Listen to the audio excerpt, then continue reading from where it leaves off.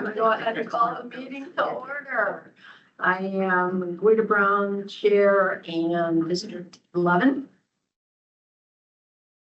Girl. Here. Dave Kurtzen, District 15, present. Thank you. Erin Decker, District 22, and because I'm speaking, I'm present also. Okay, good job, good job. I don't think we have to say we're present anymore, but that's all right. Eric Meadows, District 18. Julia Robinson, District 5. Olivia Gergen, Yeg. Vijay Pandian, horticulture educator. Pam Larson, Area Extension Director. April Webb, Recording Secretary. Andy Bueller, Director of Planning Development. All right, thank you. Andy, was there a legal posting in the It newspaper? was. We have it on the screen and it was published on August 26th and September 2nd. It's a class 2 notice in the Kenosha News. I was like looking at the Plain County of Orange, Florida, before I put it that. That's not it. Okay, thank you. All right, first agenda item. Yes, so the first item that we have is Nicholas A. and Kelly A. Welcome Revocable Trust, 5319 69th Drive, Union Grove, Wisconsin, 53182 owner. Nicholas A. Welcome, 5319 69th Drive, Union Grove, Wisconsin, 53182 agent, requesting a certified story map on tax parcel number 304-220-013-0400, located in the town of Brighton. And so with this, I'll bring up the map. And so with the application, I just wanted to show you a couple of things, because this is a little unusual because it is just a CSM, as opposed to having a comprehensive plan change and a rezone to go along with the CSM. And that's because this property already is zoned A2. So there's no need to change the zoning, and therefore there's no need to change the comprehensive plan. So here is the zoning. You can look at it's sideways up here, but you can see that the property is A2 and C1, and the C1 is in the areas where there's wetlands. And so they are submitting a CSM to do a simple land division. And that is right here, where the wetlands are delineated and the soil borings for each property are existing. And then they show what this old foundation and garage.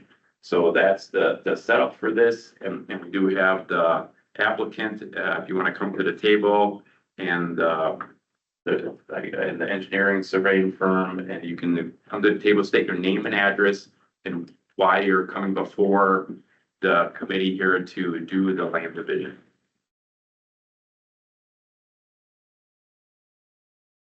Nick Welcome, 5319 69th Drive, Union Grove. We're here to take a 20-acre parcel and split it in half and build 2 houses there.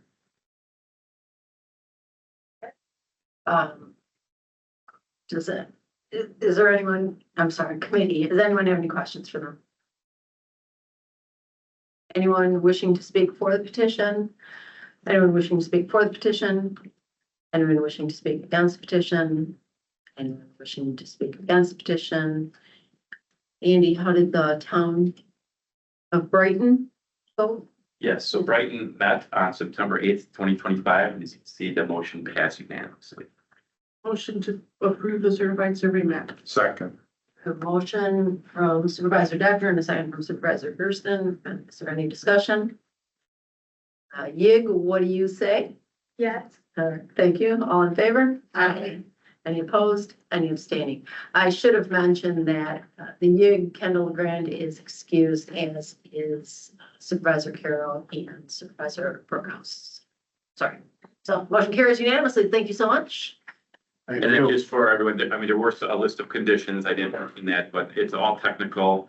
And so they're aware of what needs to be done. Once it's all corrected and ready to be in recordable form, then we'll bring it before the chair to sign, and then it'll be effective once it goes through with land information. Okay, So did you see those? haven't seen the conditions. Okay, all right. So we'll make sure you get those, you can see those, and then the surveyor can make those changes before he puts it into the recordable form. Sounds good. All right, thanks so much. Thank you. Appreciate it. Thank you. So then we have items 3 and 4, which is the Iversons, which is the rezone in the CSM. We would have been acting on that tonight. The town did act on it as well, but the Iversons are not in town, so they, asked for us to push it off until October. Motion to table till next meeting. Second. Okay, we have a motion to table from Supervisor Decker, a second from Supervisor Gertson. Any discussion? Greg, what do you say? Yes. All in favor? Aye. Opposed, motion carries unanimously. Thank you. All right, so I'm just gonna give it my little update now, because Extension has their tour and other things, and I have a Wisconsin American Planning Association conference I'm heading to in La Crosse.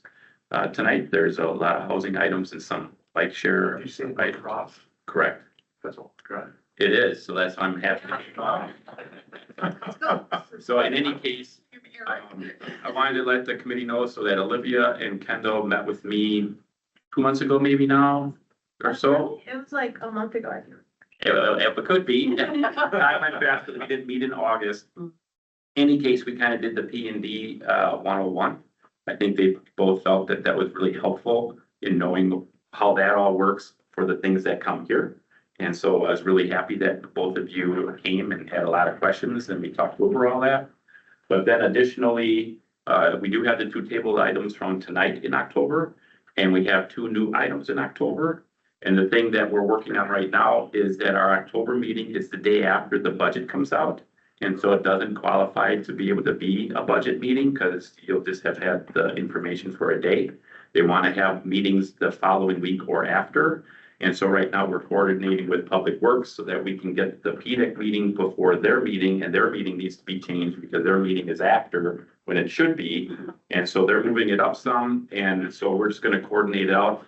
One option potentially is whatever day they settle on, that we could meet just before that. Or it could be a whole separate day, whatever it needs to be. And the presentation of the budget would be the only item of P and D and UW Extension. So we would definitely have our meeting on October 8th, and then we are looking at some other time before. Before Public Works would be meeting. Do you have an update on Shelley? I would like to add, we're trying to do it the week of the 13th. Our DPWDS CEO is on vacation the following week. So if we would like to have it when he's here, but if it can't be, we'll do our best to answer any questions in his absence. And I'm just saying, I'm just gonna give a heads up, I'll be on vacation. I actually leave the 8th after the meeting, but now I found out where it's gonna be moved. So I'll work with Chris Walton, so any questions that you may have, so I think I just didn't wanna be here. I scheduled it around that 8th of October next meeting. So we'll keep you informed. Did you have a Yeah, question? is the meeting gonna be moved or is it gonna be like an additional meeting? An additional meeting, Okay. right? Just for budget. Thank you. It'll be a short meeting, or it'll be long. Typically, Andy's maybe pretty. half hour to under an hour. I mean, our budget's yeah. Right. Yeah, Yeah. Yeah, that would easily, be I'd say 30 minutes. budget for Yeah, kids. about a half hour. Then there's other ones that end up getting. Does anybody use this? You guys using? No. I don't think it's. Not for- Okay. Number 5, feature presentation. I'm gonna pass this. Yeah, you want me to pass these out? You bet it does. Thank you. Yeah, we say- Right, then I'm gonna leave my phone. I don't know if they're- I gotta make sure I don't. I wanna make sure that. Oh, it's just having Skip. Yeah, that same hotel, right on the bridge. Oh, yeah. Everyone else? Okay, good evening, everyone. My name is Vijay Pandian. I'm a horticulture extension educator. Today, I'm going to talk about some of the works that I've been doing regarding to developing and understanding some of the new and improved urban trees. And this project wouldn't be possible without the strong support from the Kenosha County's Public Works Department, as well as with the Wisconsin Green Industries organizations. So one of the main goals in my study is about what are some of the existing as well as some new and improved varieties and cultivars of urban trees are being released how they're performing in Wisconsin, especially in southeast part of Wisconsin. The site location here at KCC in Bristol is a perfect example where it's been subjected to, extreme weather conditions. We have a perfect, hot weather conditions over here, 90 degrees, very heavy soil. And we don't water those trees except for the very first year of planting. So been intentionally been subjected to drought and water stress in these kind of location. So what we are doing is that one of the goals is that there are a lot of climatologies, and the computer models are suggesting that as every year we go by, we're going to face a lot of 90-degree weather and extreme flood and heat conditions going to be. And by 2040s, Wisconsin climate condition would be almost equal to down in Kansas, how the existing was going to be. So that's going to have a dramatic shift in our landscape. All those indigenous species, native species like basswoods and birch trees, they're not going to make it up to those kind of other conditions. And so one of the biggest challenge, especially in urban areas, is that we have a heat island effect. We have a lot of concrete areas, and those going to radiate a lot of heat, and it's going to cause more stress for the existing trees. And so how do we mitigate those heat? How do we actually combat some of those extreme climates? So that is one of the goals here. So we're trying to understand some of the tree species which can able to adapt and thrive in those things. So one of the biggest partner for me in helping is one of the nationwide a wholesale nursery grower. He's very well known, and he's a Frank J. Schmidt Nursery in Oregon. So we've been partnering with them, and they've been actually releasing all kind of new trees and species. But none of these trees have been tested here in Wisconsin. So we are one of those pioneers actually testing these trees actually, and we've been communicating those things actually to many green industry people here in Wisconsin.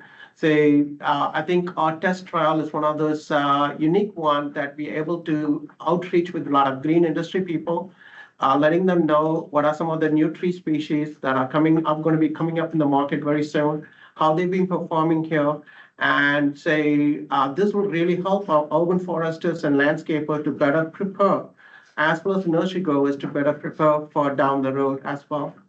So with that in mind, I've just passed along the latest update of our Kenosha County's prairie and arboretum map. Currently, we have about 224 trees in 41 families.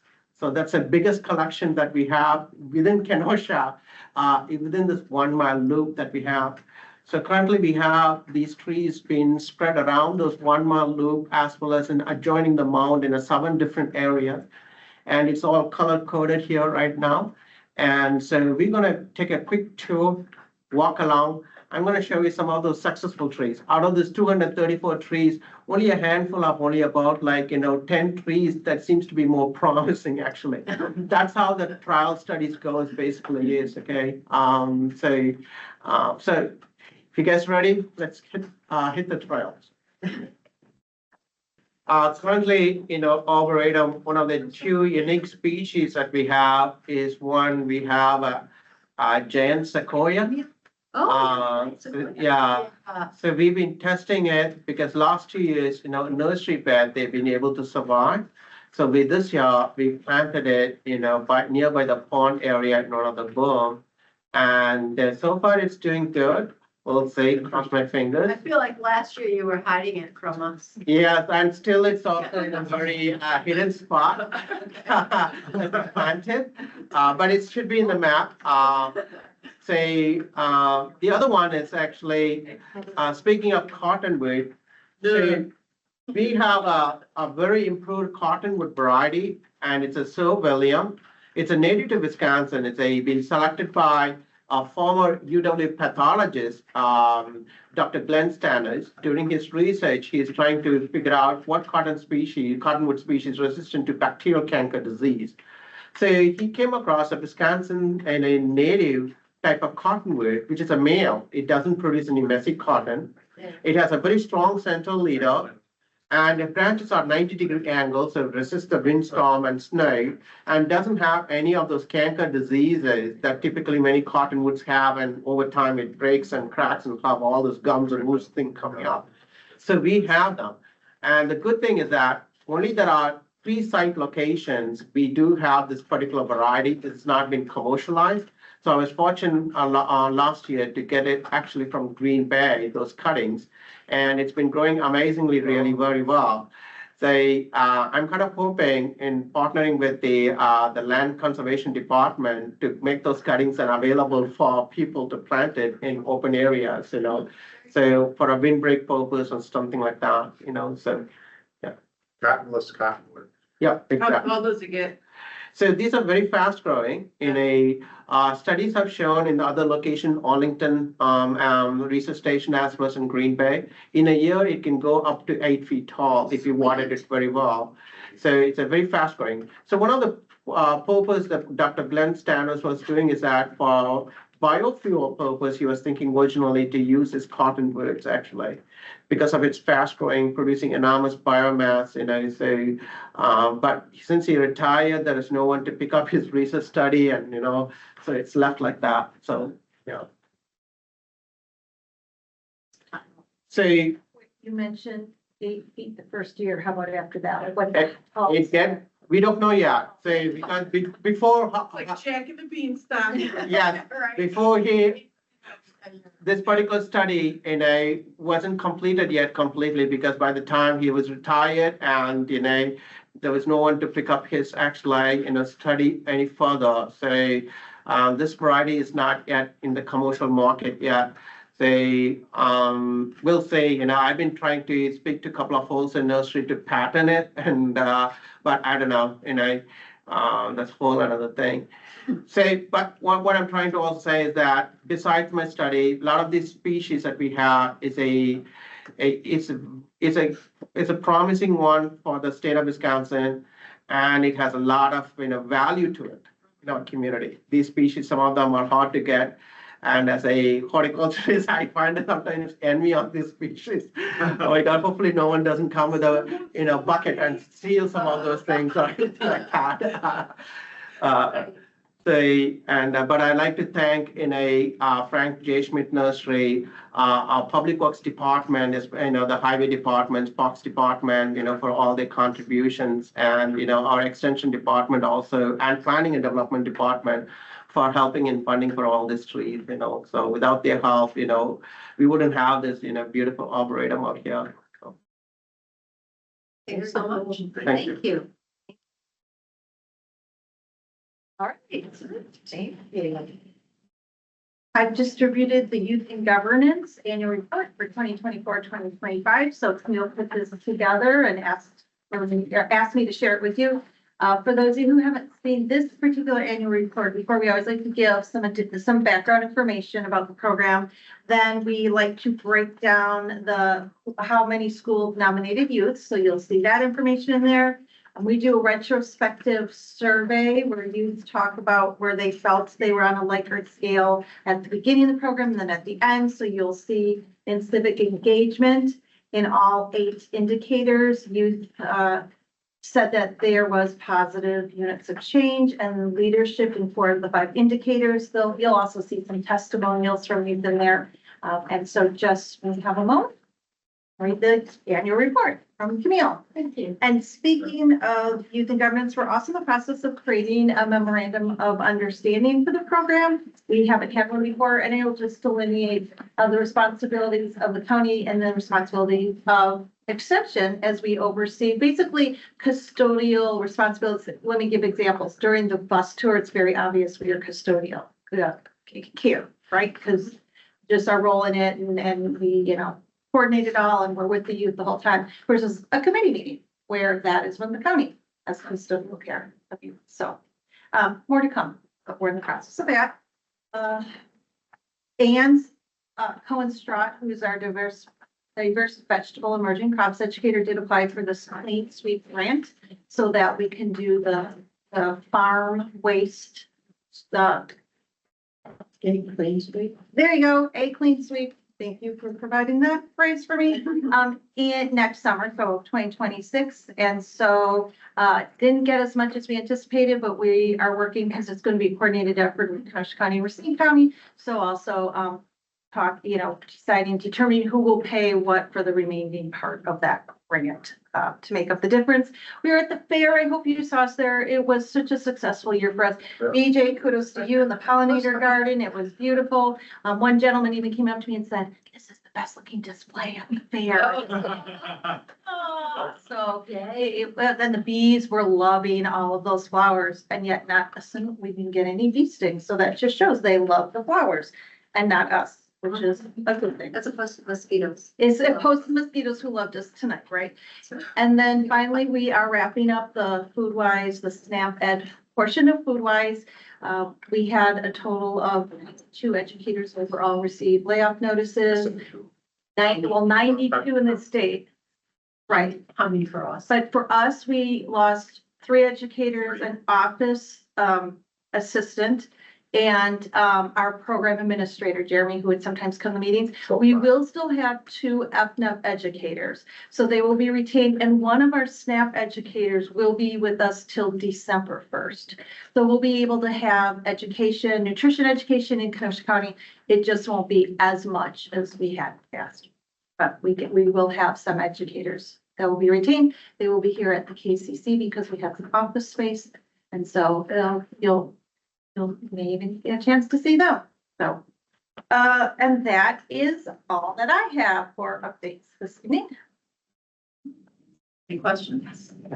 Oh, BJ, BJ. If you happen to drive on the west side of Kenosha County in Salem, Twin Lakes area, you might start to see that the Halloween might have shown up a little bit early with all those webbings on the trees. You might have seen those things on your black walnut, hickories, and all those things. It is an insect called fall webworm, and it's not only happening here, it's throughout the state, including southeast part from Milwaukee all the way to Kenosha. It's been happening. So in Kenosha, I've been getting a lot of calls, including some of the board members from town of Salem's been reaching out to me and asking me what's going on here. Say, this is the insect fall webworm. Nothing to worry about, even though it's very creepy looking actually, but it's not gonna kill the tree or anything like that. Say, you don't need to spray anything for it. So it is not an invasive insect, it is a native. This seems to be like a best year for the population to outbreak itself. So yes, so when you drive through, you will see some of those in a beautiful webbing, on those trees, all over this. There's lots of trees in my house. I was a little freaked out. I was like, oh, not another job. What do you think? Grand fly, that is not, we haven't had any documentation of any biological predators knocking them, but actually the rain could deter them because it can spread some disease. But, this particular insect has its own interesting pattern. In the evening time, it goes back to the nest in the web, so it's well protected that. And in a daytime, it goes out and start munching on those leaves, actually. So far, we don't have any other, documentation, of what species of birds or any other things that predates on those things, so yeah. Any other questions? Then I would entertain an approval of the minutes. Move to approve the minutes. Second. We have a motion to approve by Supervisor Meadows and the second from Supervisor Rod. Any discussion? Yes. Yes. All in favor? Aye. Motion carries unanimously. Any citizens wishing to speak? Okay, hearing none. Does anyone have any comments? All right, hearing none. All right. A motion from Supervisor Decker and second from Supervisor Robinson. All in favor? All right, motion carries. Thanks, guys.